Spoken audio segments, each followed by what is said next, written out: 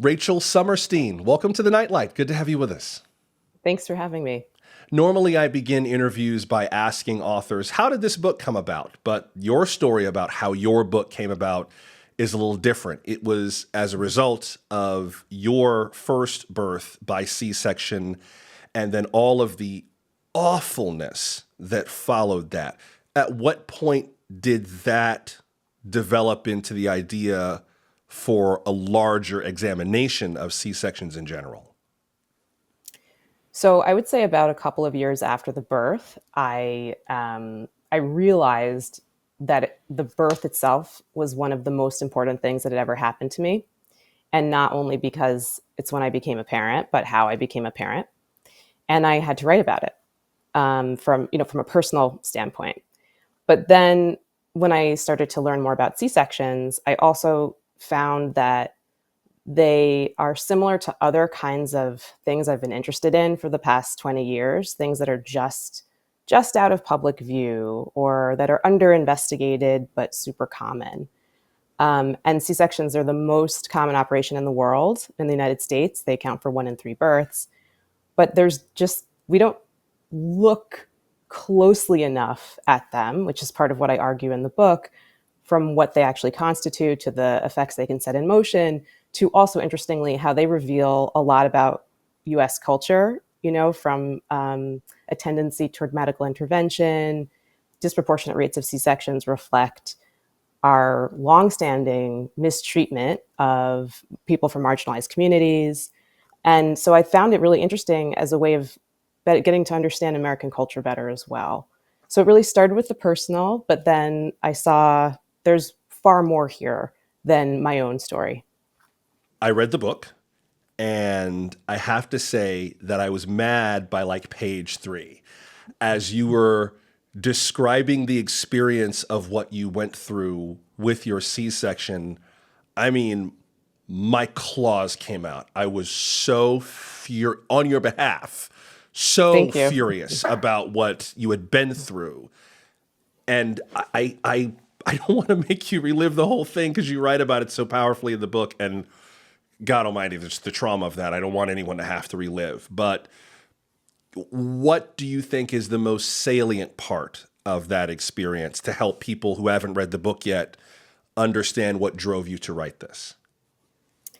So, and I should say I'm okay talking about this because I've spoken about it a lot. Before I talked about it publicly, I talked about it a lot, in therapeutic environments and with really trusted people in my life. Um, so what happened, and I write about it in the book, is that the anesthesia didn't work in my C-section. And the most salient, and I should say, and I felt the pain of the operation. The most salient thing about that, as shocking as that sounds, is the reason that it went on is because the obstetrician didn't listen to me when I said, I felt that. He took that to mean that he said, you'll feel pressure. And I said, I felt that. And when I've tried to explain to people how this could have happened, sometimes people are really shocked because it's shocking. But then often, especially if I'm talking to women, they'll be like, oh, I can actually see how that would happen. My doctor told me that I was just depressed, but really I had a thyroid issue. Or there were other aspects, other things that I was coping with that my physicians didn't listen to me. And there's so much data that we know that women's pain in particular is overlooked. So that's really what drove me to want to write about this. And again, to take out of the shadows this experience I had that was really traumatizing, totally shocking, that I was completely unprepared for. Not just obviously this kind of botched anesthesia, but the actual operation itself. I had assumed I would have a vaginal birth. Everybody around me treated me as though I would. And that itself was a problem. Even if my surgery had gone textbook, I was not prepared to have a C-section.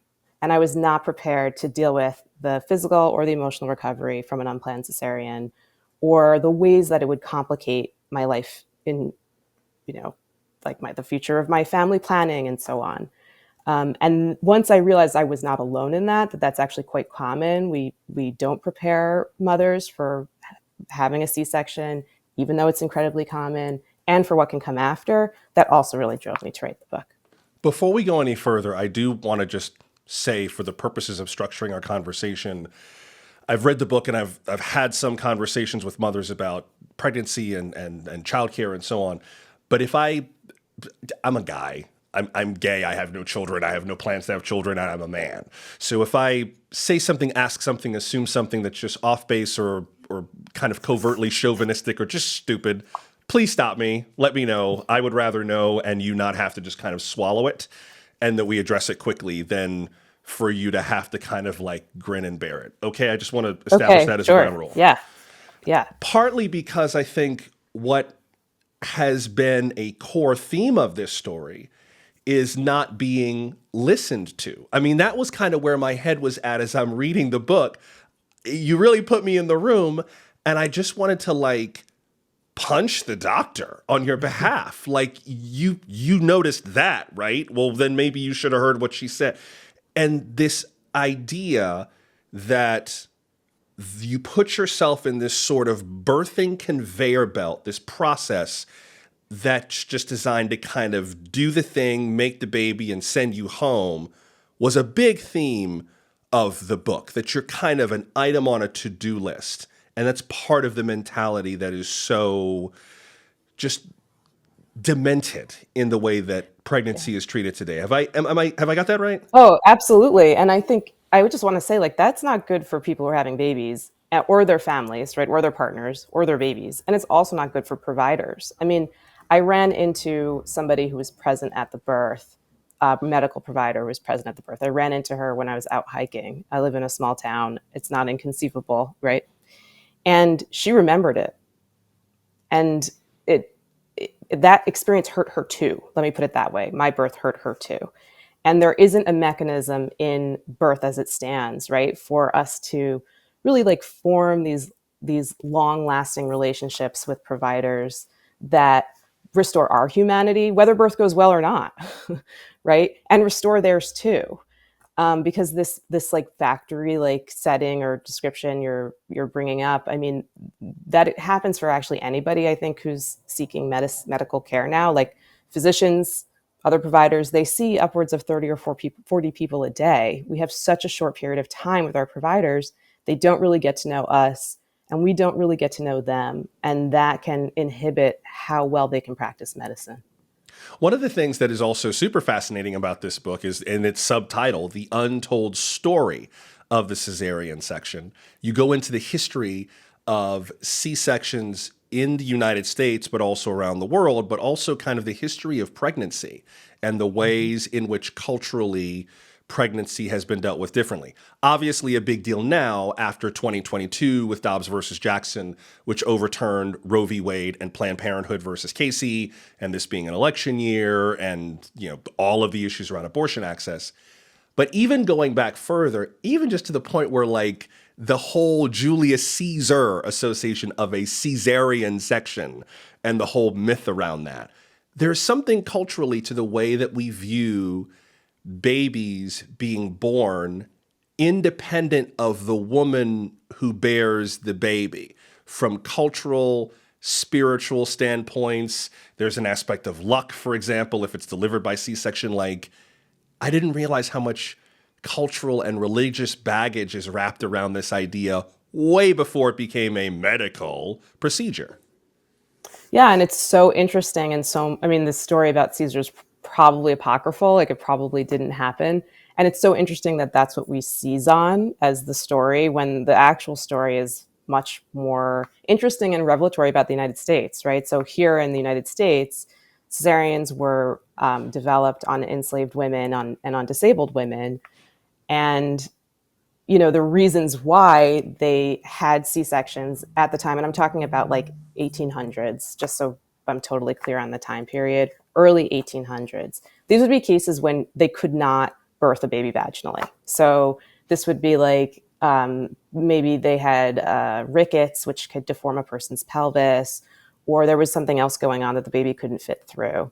And there were other ways of dealing with stuck babies that meant that the baby did not survive. But, if you can't birth a baby, you and the baby will die, right?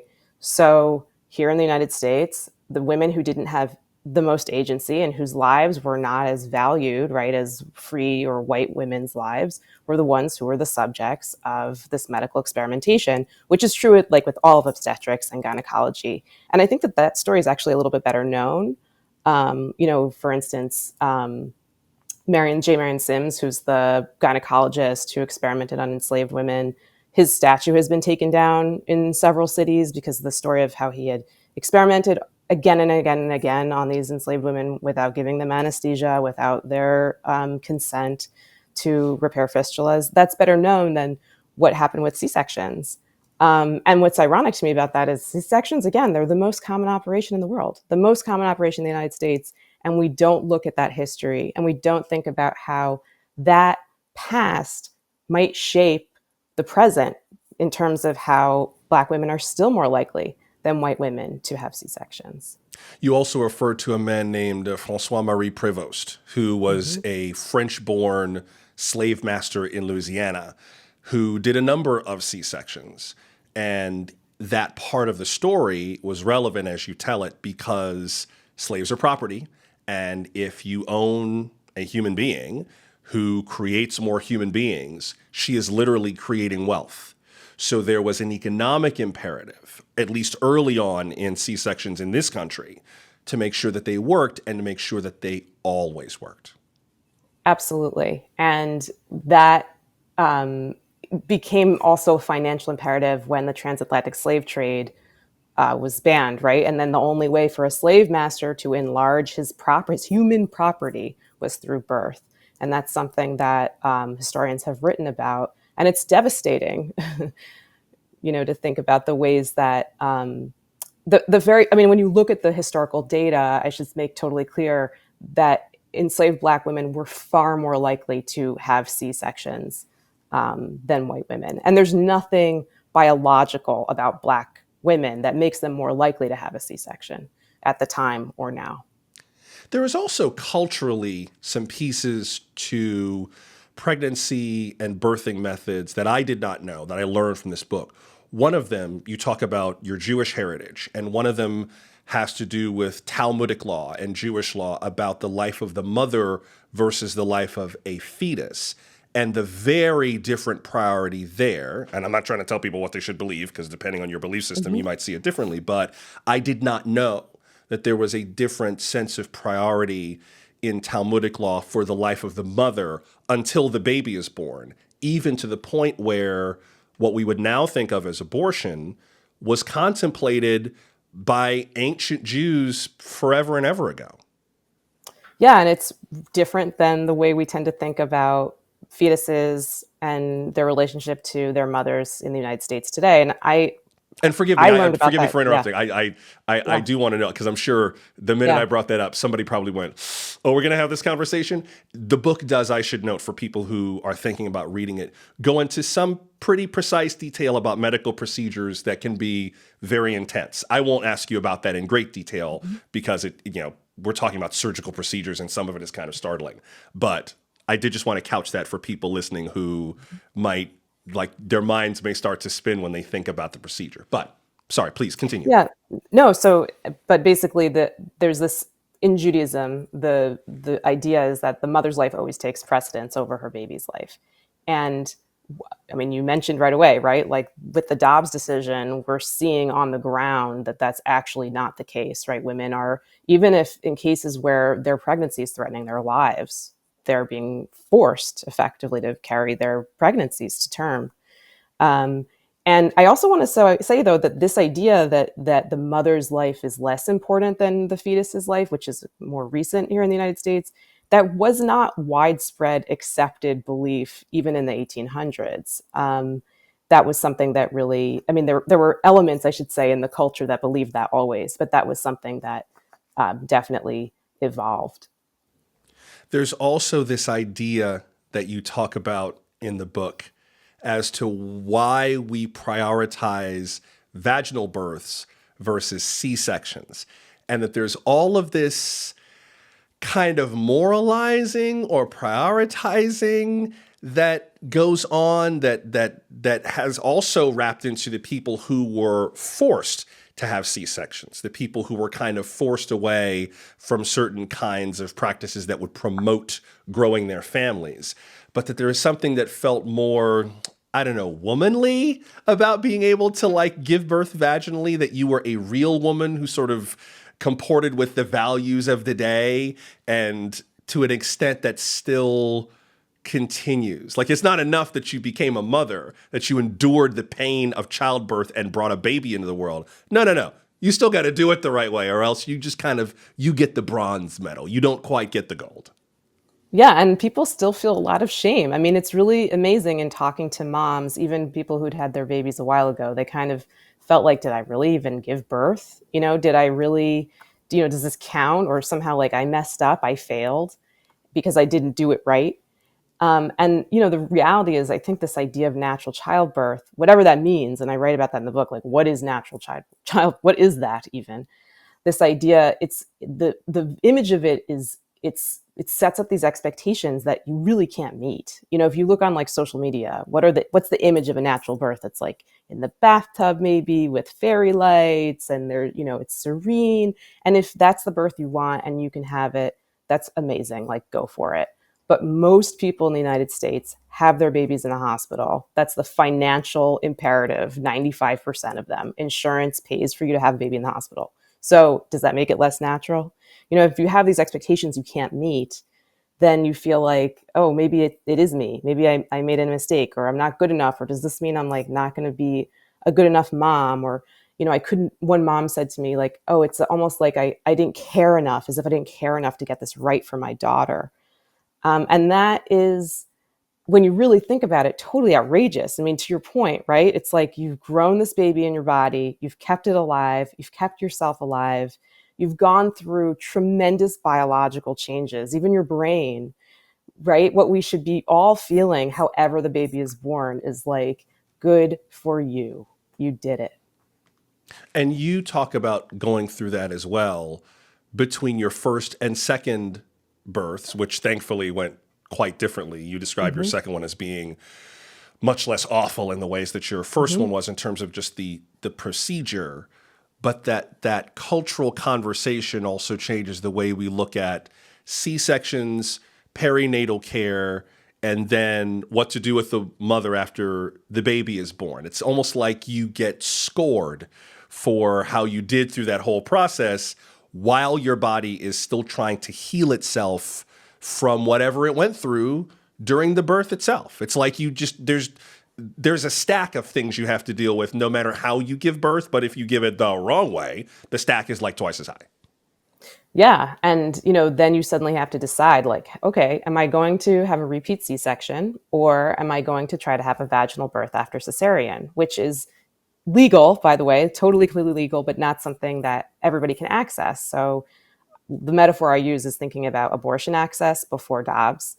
Theoretically, it was legal for everyone in the United States, but in effect, it was only a symbolic choice or option for people who lived in places where they couldn't actually access a provider.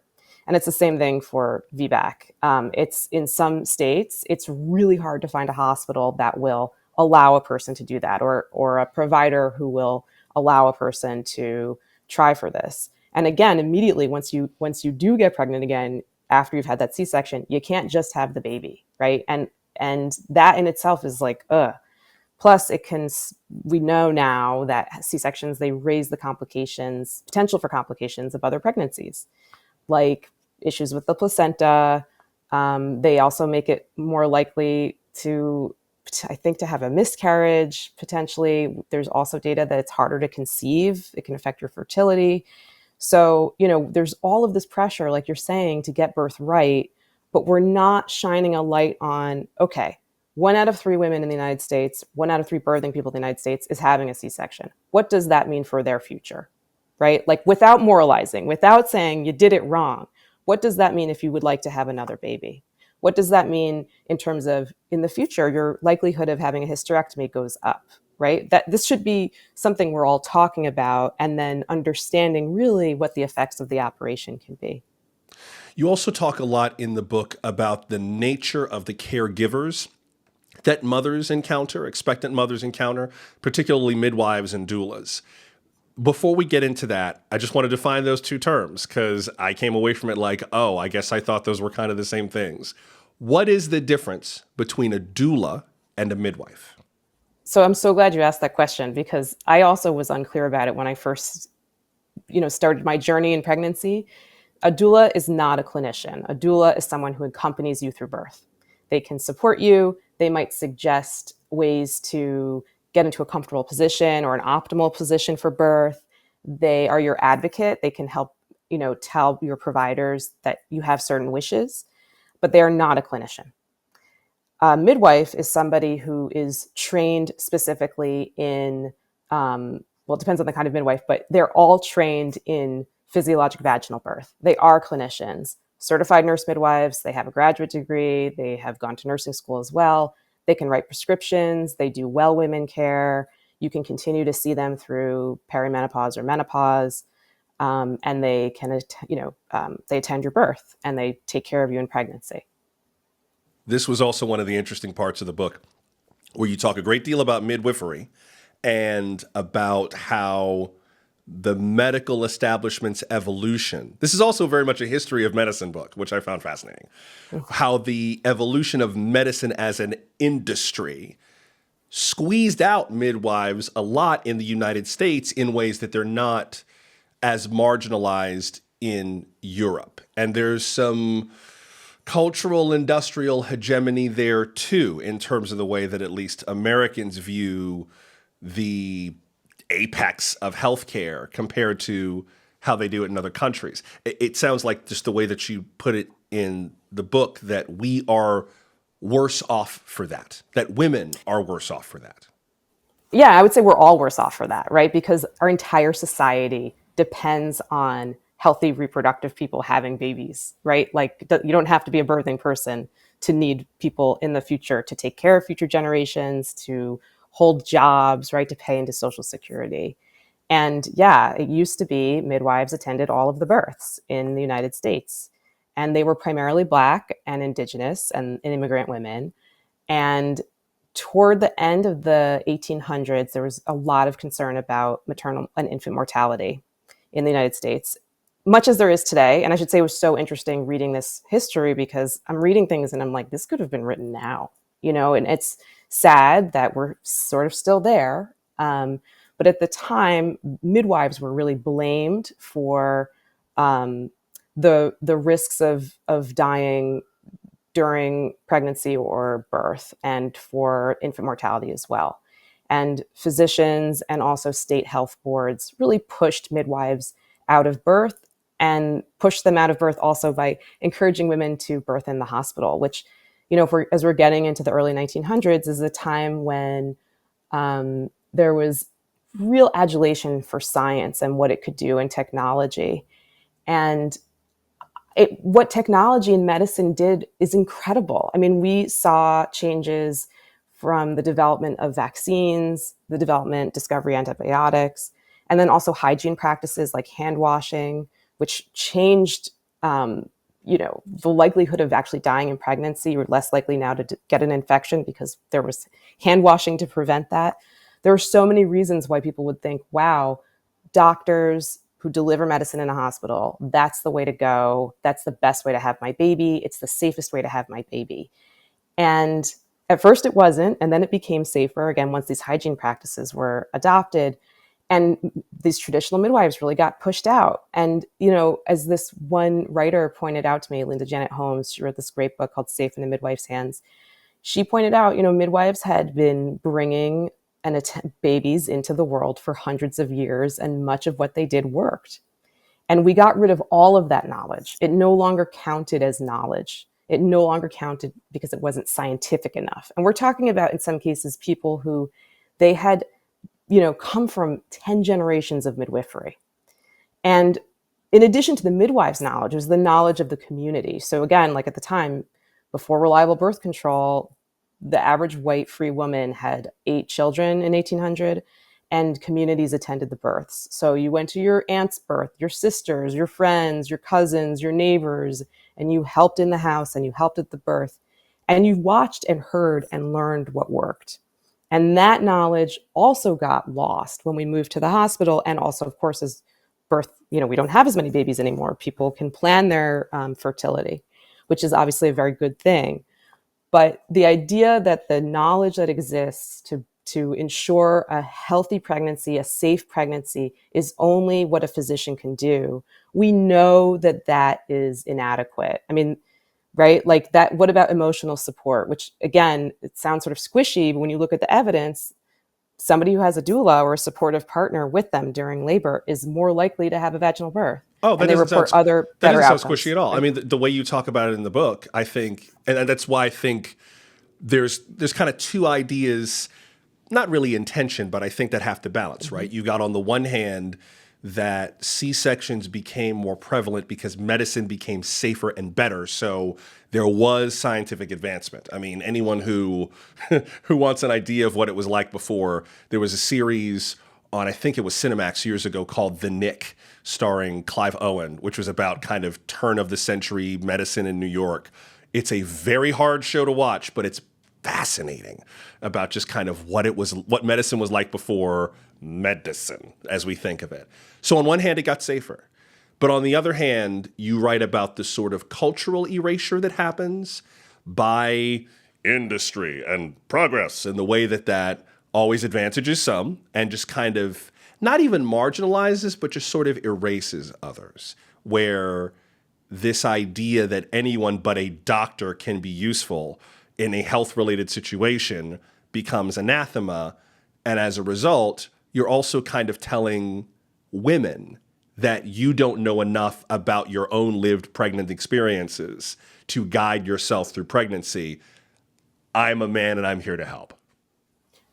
Totally. And it's like this dismissal of any kind of also subjective knowledge, right? Like that it's like and moms, there's stories like this in the book of moms who were like, I knew that there was something wrong. I just knew there was something wrong. And as one of the sociologists I spoke to said to me, like, sometimes you don't know how you know what you know, right? Like you just, but and there might not be a test that can show, oh, this is exactly what's wrong. Or it might be the kind of thing where you're brushed off, you're fine, don't worry about it. But that knowledge really matters. That subjective personal knowledge can really matter. And doesn't have to be the exclusion of contemporary medicine, right? Like nobody wants to go back to this, pre-industrial era without antibiotics or something, right? God forbid. And we need to also acknowledge what we have pushed out and erased and acknowledge that that has also harmed us. And how can we bring some of that back? There's a phrase that Right? kept coming up in a number of the stories, the women's stories that you put in this book, which is nobody told me or nobody tells you that for all of this wealth of knowledge that our medical establishment has about what it takes to birth babies and how kind of we have this image of obstetricians as being kind of these all-knowing oracles, that women go through the process with no real idea of all of the variables or the risk factors that could come up, and not only that they could happen, but also what to do if they happen and how much agency they have to demand different courses of action and kind of stop the conveyor belt when it's kind of chugging them toward an option that they don't like. That immense, I don't know if ignorance is the right word or if it's just like a fog or if it is suppressed information or what, but it's part of why this book was so hard for me to read because I kept getting mad. I had to stop reading. I was like, they did what to you? I'm telling you, like, I spent a lot of time reading this book, gritting my teeth, like, this is fascinating. And that was one of the reasons, because it was like the idea that somebody brought me into the world and someone might not have told this woman who I love more than anyone else, my mom, might not have armed her with everything she needed to protect herself. For my sake, I hope I never meet him. I hope I never see him in a dark alley. Just the lack of knowledge, the lack of forewarning that women get before they bear children. It's horrifying. It's horrifying. Well, part of it also is you just don't know. It's almost like we don't have language for it, right? Like, what's it really like? I mean, it's not we treat it like it's medical because it happens mostly in a hospital. And I even mean vaginal birth, like any kind of birth. And so, okay, like, well, have you ever had a medical procedure? Well, most, I mean, like for some women, it's the first time they're even in a hospital, right? Is having their baby. But also describing it like it's like getting your appendix out. It's not like getting your appendix out, right? It's this totally transformative experience on every single level. And you have to give up control, right? We don't know how it's going to go, even in the best potential situation. So there's that element of not knowing until you go through it. But I also really think what you're talking about is that we don't live in these intergenerational communities and we don't see birth until it's our own for the most part, right? Like you have no idea. And I think that does harm people a lot. You don't know what to expect. You don't know, what the hard parts might potentially be.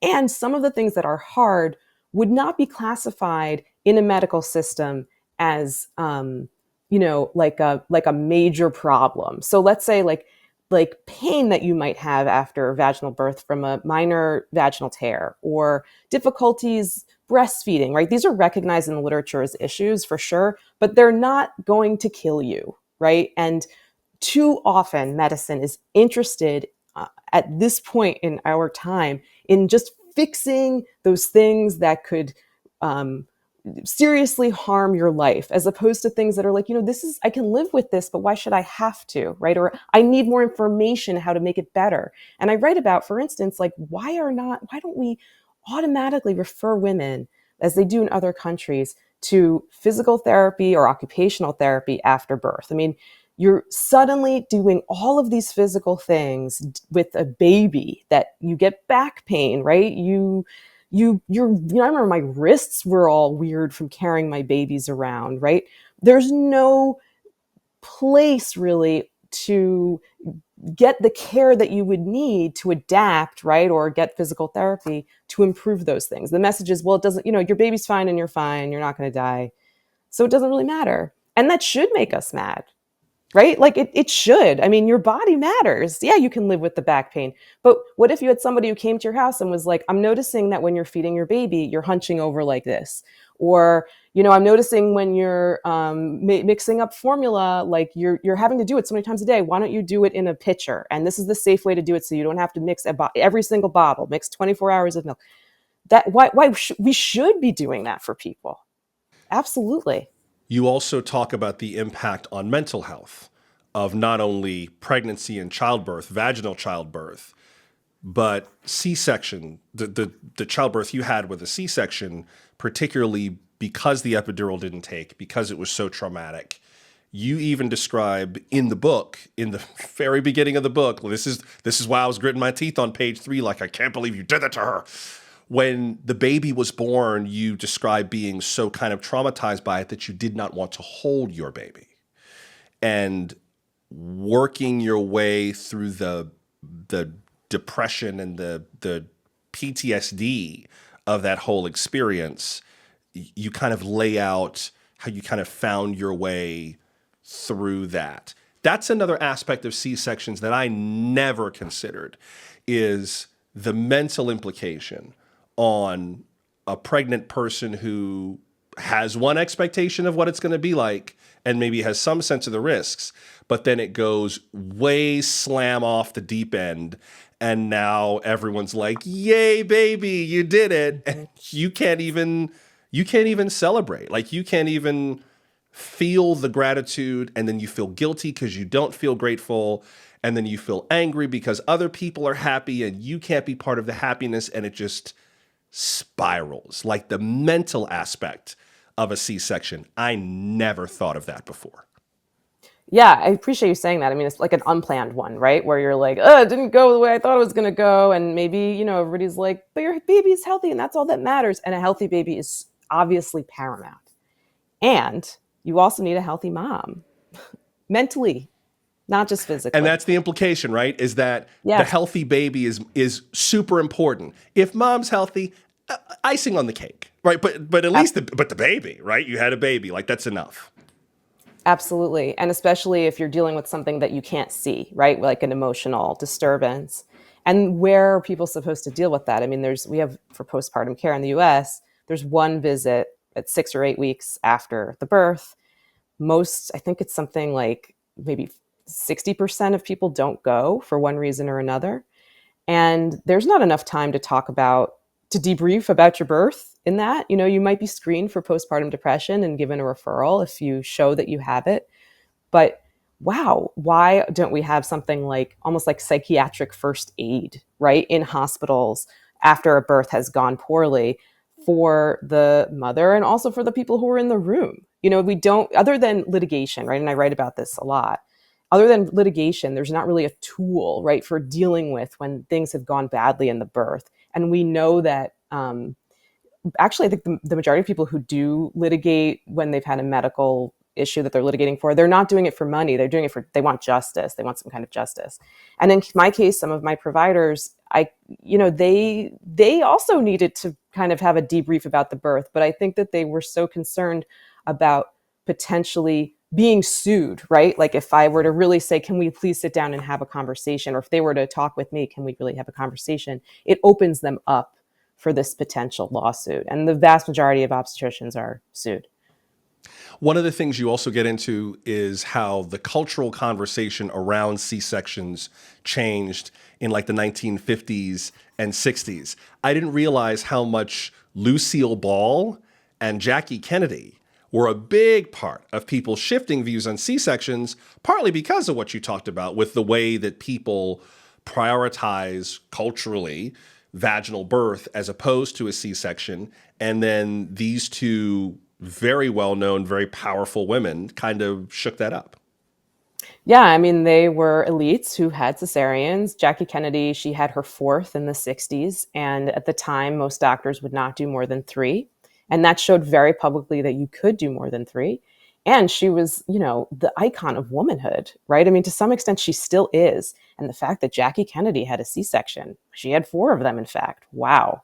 That really helped to rehabilitate the operation in American eyes. And then Lucille Ball, she scheduled her cesarean to coincide with the airing of the show in which the character Lucy had her baby. And that was, I mean, it was pretty brilliant publicity stunt. But also, again, it showed here you have a celebrity who's doing this. And that was really different than disabled or othered or enslaved women. There was one cultural image, and I don't know if you considered putting this in the book or not, but the more that I read it, and especially when I got to the Jackie Kennedy, Lucille Ball part, I was wondering if you would touch on it. You didn't, which is fine, but it's what popped into mind for me growing up, and that was the Cosby Show. Mm-hmm. The fact that Bill Cosby, as Cliff Huxtable, was an obstetrician really shaped my view of not only parenting and family life with this hyper idealized view, but also of what it meant to have babies. You know, the Cosby Show centered on the experiences of Claire Huxtable, Felicia Rashad, who had these 5 kids and was this super mom. But we never saw her give birth. We saw birth through the eyes of her husband, of the doctor, when he would come home and be like, I was delivering babies everywhere and they was flying left and right and I felt like I was a quarterback throwing passes, just tossing babies. And I'm tired, Claire. What's happening at the house? And that was the way that we mediated the view of birth. I remember there was an early episode. It might have been episode 1 or 2 of the series back in 1984, where Dr. Huxtable is at the hospital and he's talking to a dad, and the dad is trying to psych himself up for giving birth, and he teaches him to like do a cheer. Push him out, shove him out, way out, push him out, shove him out. And that was one of my images of like, oh, childbirth, it's this like thing, but it ends well at the end of a 30-minute episode. And the way that culture just kind of bent my brain about what it is to be a mom, or didn't even sensitize me to that in a way that I needed as a young man. It's like I almost don't know how to process it now that I'm aware of it as a man. My own ignorance, my own blindness to what it takes to really bring a baby into the world. I don't even know how to wrap my head around that. But I think that, I mean, you keep saying it's because you're, as a man, like, but I think that as a woman, I also was kind of like, hey, I mean, that's the image is like you get in the taxi, your water breaks, Right. you were like, you get in the taxi and like you maybe yell. It's hetero also, right? It's a man and a woman, right? Right. Traditionally, right? And you get to the hospital and there's a baby. And, You even scream, there's a if, baby, the credits roll. That's it. right, yeah, exactly. That's the way it Yay. works. And it's like clean, and it's funny often also, or like a little drama funny, and birth can be funny, right? And it can be dramatic, all these things. But I think one thing about that I was thinking about when I was writing this book is like, birth is usually long, right? Like the Hollywood version, it's fast. At the very least, it's usually long, and a first labor takes 24 hours on average. And we live in this insta culture, right? Like everything is frictionless. Like I want it now, I want it yesterday. I mean, right? And it's when we actually give birth the time that it takes a long time, and that doesn't square with the Hollywood image, and it doesn't square with our culture. Part of what I took from this, and what I wonder about going forward, particularly because of the political climate we're in right now and also the Dobbs versus Jackson decision in 2022, is how this factors into our future conversations about pregnancy, motherhood, women's health, reproductive health. I mean, everyone has had the conversation about birth control access and abortion access, understandably, necessarily, because of those Supreme Court decisions. And I think there's this, there's obviously the conversation about the life of the baby and abortion is murder and on and on and on. And I think this puts a different context for me around conversations around healthcare, perinatal care. If you care about the baby, you got to care about the mother, etc. I wonder how you see that now that you've done this research, how that fits into that conversation. I feel like I haven't even thought about, like you said, because it's like a 40-second montage in the movie when it should be the movie itself. So for me, it's the thing you kind of gloss over. But how does this fit into our conversations about reproductive rights and access today? Well, people who pioneered reproductive justice, which are women of color, were always making the argument that we have to think about things like abortion or access to contraception in the as part of the same conversation as how we talk about being able to access a midwife or being able to access a vaginal birth after cesarean or being able to access an obstetrician, right? So, the ways that so many, I think, very well-meaning activists have framed and journalists have framed the struggle for reproductive rights is like it's because it's about an access to abortion. And that's just only part of the picture. And we need to see that, as one of the sources put it to me, the people who are hoping to find a midwife or find an obstetrician or have a vaginal birth after a cesarean are the same people who are seeking an abortion. They're just at different points in their lives. We know that the majority of people who have an abortion are already mothers. That data point itself, right, shows that like this is all part of the same conversation. And we see that increasingly with, for instance, the restrictions on IVF, right? And this idea of like fetal personhood. Those are dearly wanted pregnancies. Nobody is going to go through IVF unless they really want a baby, right? It's expensive. It is very costly to your body. It doesn't necessarily work. The pregnancy is higher risk. People want those babies. But we're seeing that courts are using rather what we would think of traditionally as anti-abortion kinds of laws as also applying to IVF. And I mean, to me, like it couldn't be clear enough, right? We have to unite all of us who are concerned about reproductive justice and say, well, the fact that a person cannot, let's say, get her tubes tied at a hospital because its owners refuse to do that procedure is part of the same struggle as somebody who really wants to work with a midwife and is an appropriate person for that, but there's no midwife to take care of her. Speaking of taking care of the mother, you talk in the book about the people in your life who you kind of could imagine riding to your rescue in certain situations if you had but known to kind of involve them, engage them, have them kind of be your army going into all of this. How do you view that now? And granted, I will be clear for any pregnant people who are watching or people who are thinking about pregnancy that none of what Rachel and I are discussing is a substitute for your own judgment, your doctor, your caregiver. You have to make that decision for yourself. Having said that, we've also established there are problems with the systems that help you make the decision. So I wonder how you see it in retrospect for the sake of other women who maybe do have to make this decision.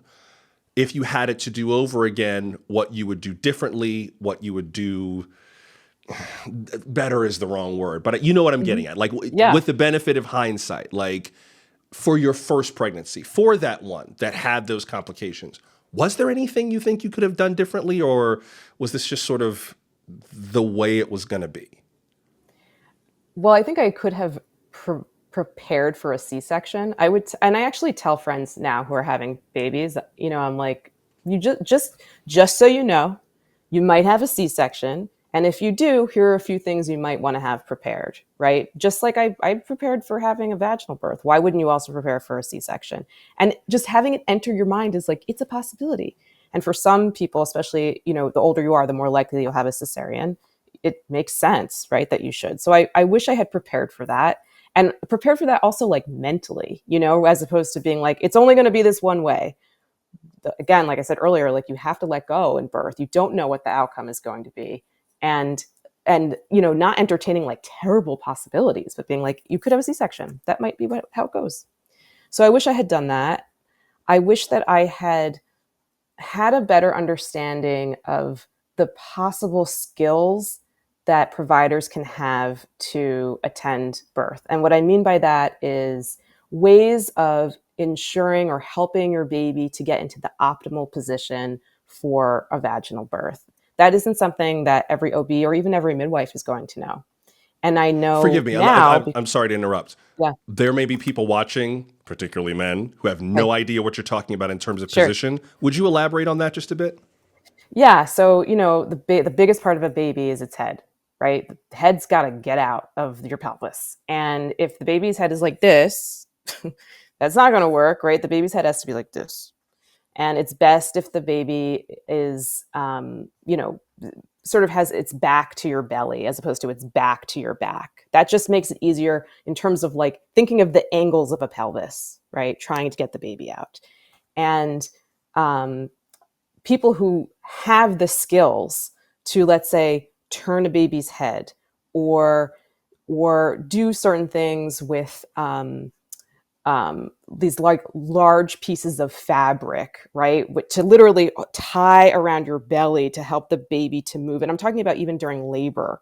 And this is, again, this comes from traditional midwifery. There's this organization called Spinning Babies, where they train people like nurses, midwives, and obstetricians how to do this with, they're not using like tools other than their hands, right? And gravity, right? And sometimes something called a peanut ball, which is like, it's a big ball shaped like a peanut, and you can use it to between your legs to open your pelvis, right? Again, it just changes the angle of the pelvis so the baby can fit through. So basically, and also for people who will be listening to this Yeah. on the audio podcast, you're talking about a baby curled up in what we think of as the fetal position, with its head with its chin kind of toward its chest, basically facing the mother, where the baby's kind of curled inward. And if you looked at them as a cross section, mother and child would appear to be kind of facing each other. Is that it? Yeah, basically, and lined up so that the head's not cocked, right? If the head is cocked, that's like it's just not going to work, right? And like this is the kind of knowledge that over the history of time, you would have to develop it if you were a midwife, or if you were just like whatever the neighbor of somebody who had like 15 kids, right? You'd be like, oh, maybe try to get in this position, or right? People moved around a lot more during labor when they weren't in a hospital, so this kind of thing, not every single birth attendant has it. And I wish I had known to ask more about like, do the nurses at this hospital have that training? Did the midwives have that training? I had no idea, right? I thought like, it's just birth. right? What's the big deal? I mean, it sounds absurd now that I know what I know, but I just was like, what? So, and then, you'd mentioned about like, I write about how I wished I'd had these people with me. I wish I had invited into the, to labor and birth. I wish I'd invited in the people who I love the most, in addition to my husband. Like I'm a very modest, physically modest person. That's sort of how I was raised. And in birth, wherever you're doing it, you're like exposed, right? And I was sort of like, I'm very modest. I don't like being naked in front of people, right? It's just not my thing. Um, and shy in certain ways, I guess. And I also was like, do I really need to ask my mother? Like, is that a babyish thing to do? Like, I need my mommy to help me have my baby. And in retrospect, I'm like, wow, having a baby is like the most, I don't even have the language for it. It is so difficult, right? You're touching this sublime. And if it matters to you to have the support of other people, why wouldn't you ask them to come with you and to be with you and the people who know you best? So, like, and I write about this in the book too. One thing that happens if you don't know your providers well, which most of us don't, right? Like you see a rotating cast of people for 5 minutes at a time. Maybe the person who catches your baby, you never even met them.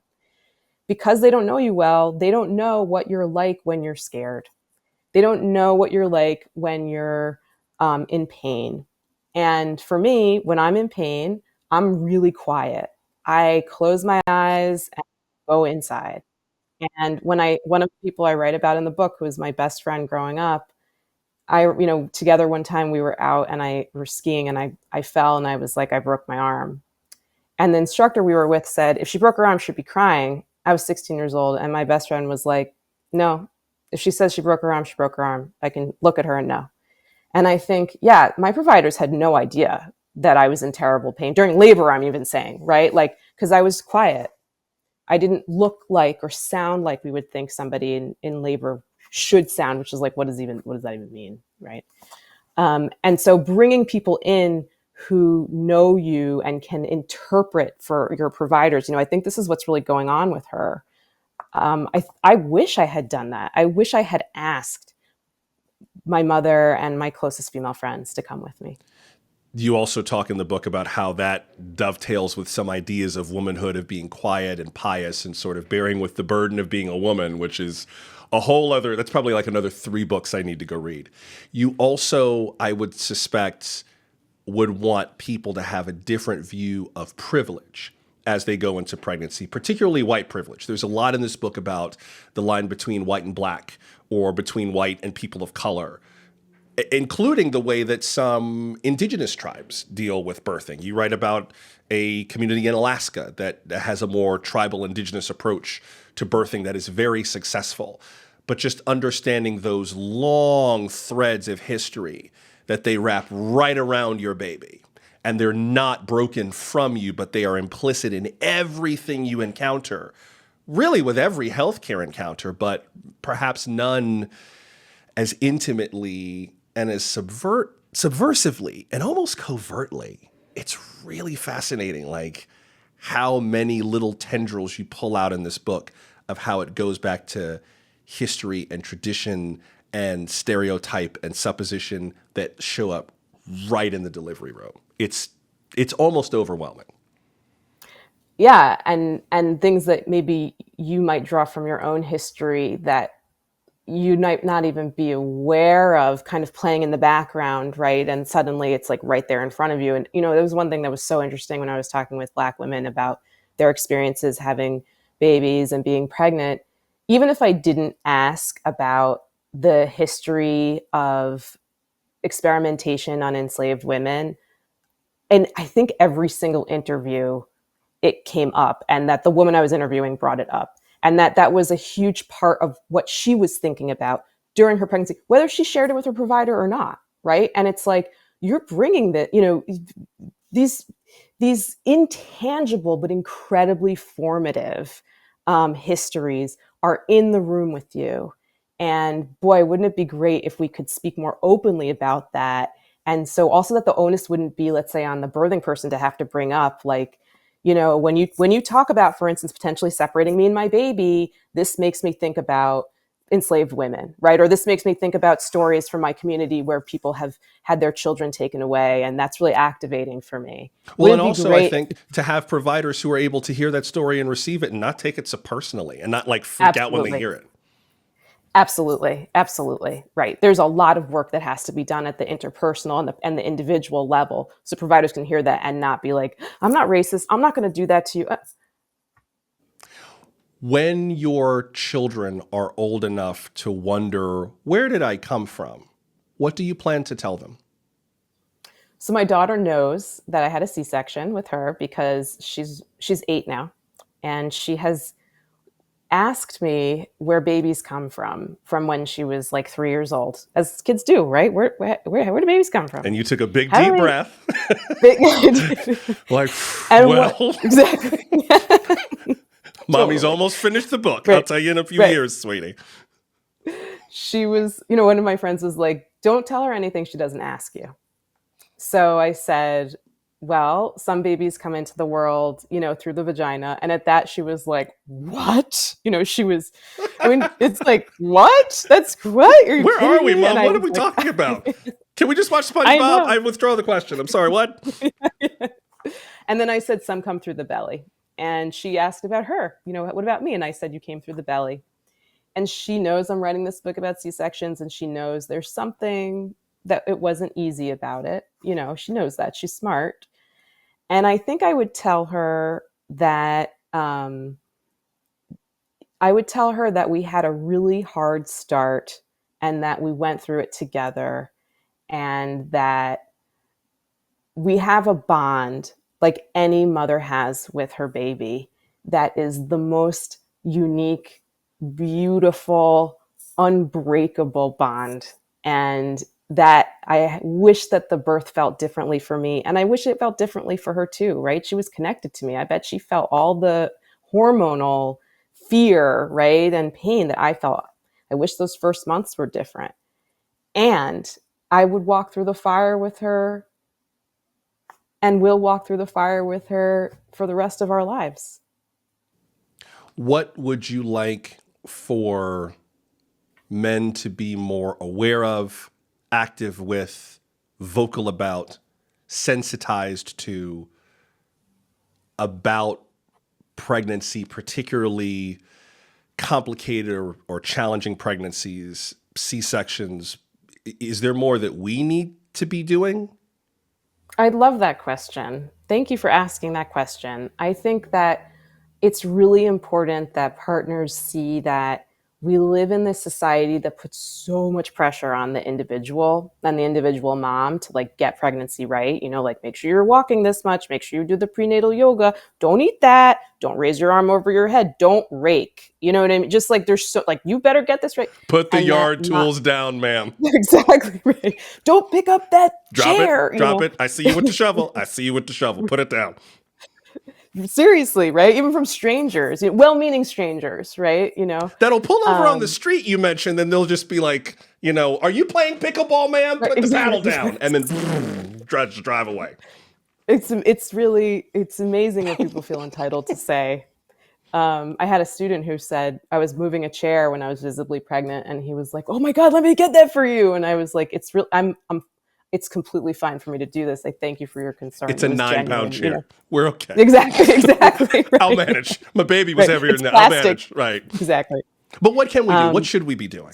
so I think is recognizing that there's just all of this pressure on the individual, and that moms tend to, as a result, they're getting this messaging that they need to get it right. And if you don't get it right, whatever that means, right? You develop a pregnancy complication, your birth looks different than you expected. Maybe you're not like this glowy pregnant goddess, right? But maybe you like really, I'm nauseated every day, right? Or like I've got all of these varicose veins, or like I just want to eat spicy food again, or sushi, or whatever these things that I can't tolerate right now.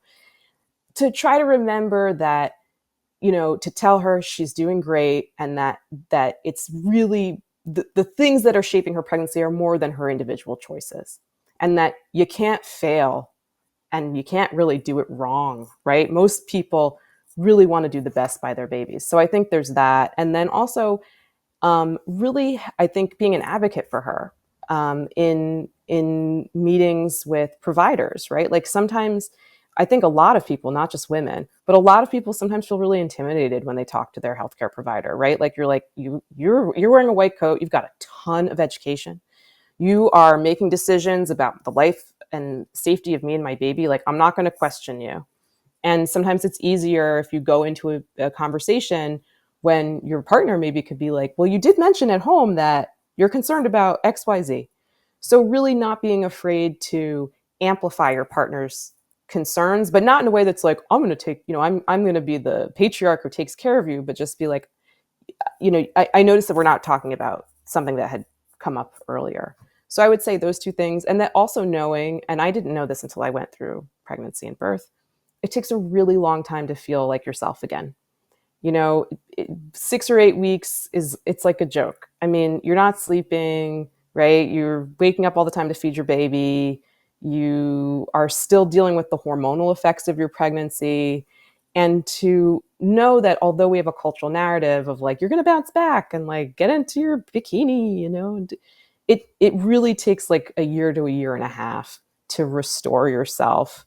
And that the person who had the baby is going through tons of changes, and to just be patient with her, and she'll get there.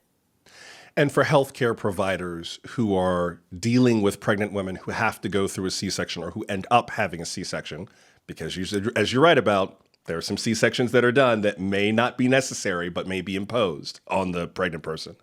For healthcare providers, what is there one thing in particular that you would like them to be more mindful of, conscientious of, wary of when they make decisions around C-sections? I think just keeping in mind that even though it's totally routine, like from a provider standpoint, routine, maybe you do a bunch of them in the same day, it's actually one of the first operations that obstetricians learn to do, that it may seem like not a big deal. It's a really big deal to the mom, whether it's a planned C-section or not.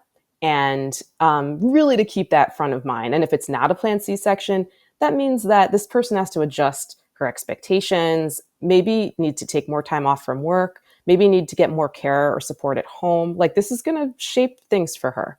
And so, it's hard to be mindful of that, right? Like providers at work, the thing you do at work all the time becomes like not a big deal, right? But it's this person's birth. And, it's sacred as a consequence, whether it's taking place at home, in a birth center, in a hospital room, or the operating room. So really to keep that in mind. It's so funny as you say that. I feel like there's a similarity to me in the way that I have talked to journalists about our work. Like I'm going to interview people all day long, but this may be your one and only time to be on national radio, national television ever in your entire life, talking about something that is painfully personal. And here I am looking for the best 15 seconds of it, and you have lived years of it.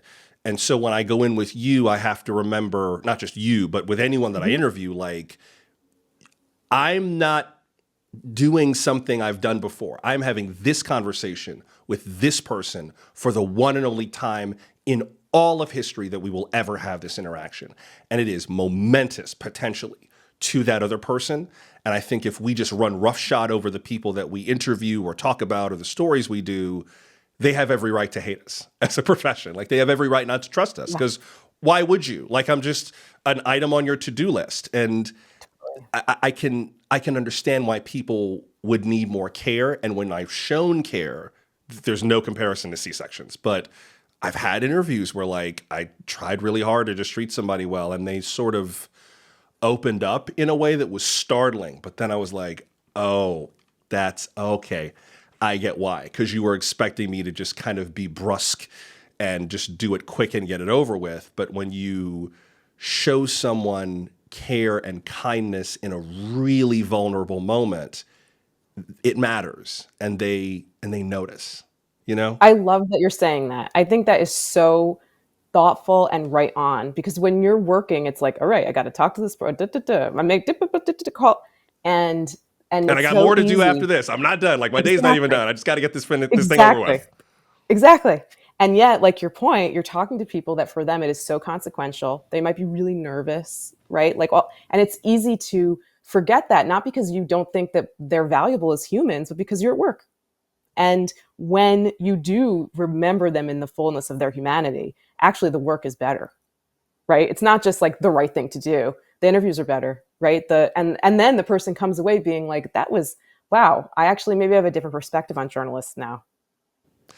One last thing before I let you go. You talked very movingly and wrote very powerfully in this book about what you went through and what other women have been through really throughout time right up to now. Some things that have changed and some things that are just not. So you've kind of endured a struggle that's been going on for millennia.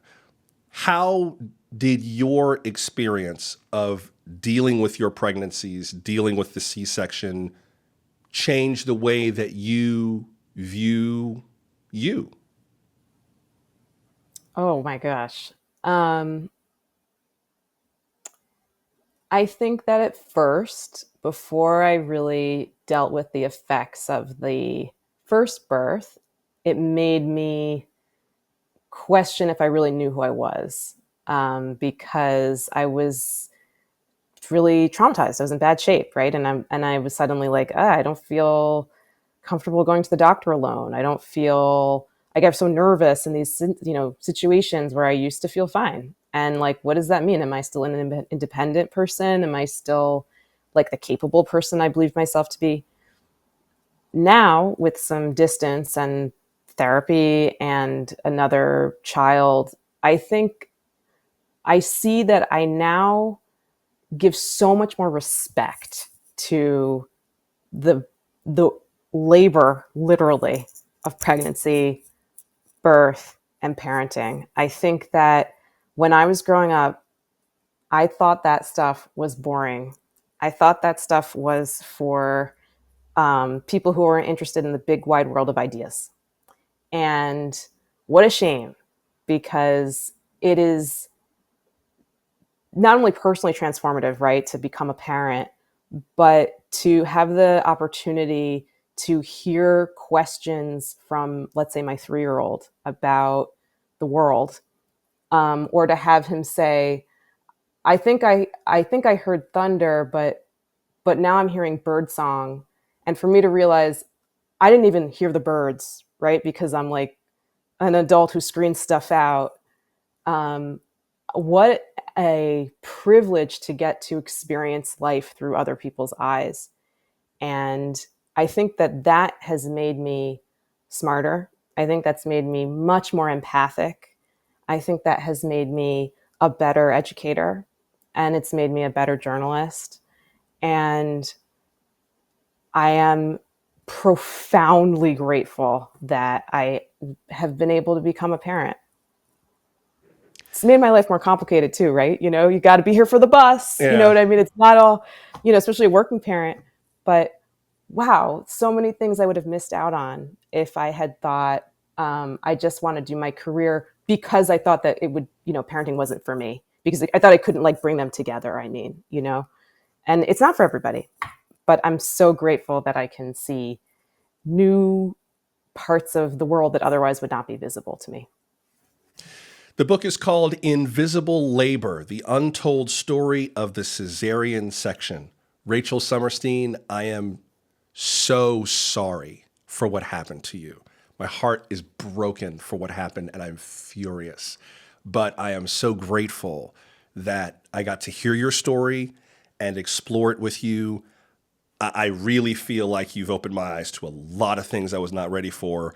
This should be required reading for everyone in America with a penis. I think this is necessary. If you're gonna use it, this is the instruction manual right here. Before you get to do anything with it, you need to understand what happens on the other end of that transaction.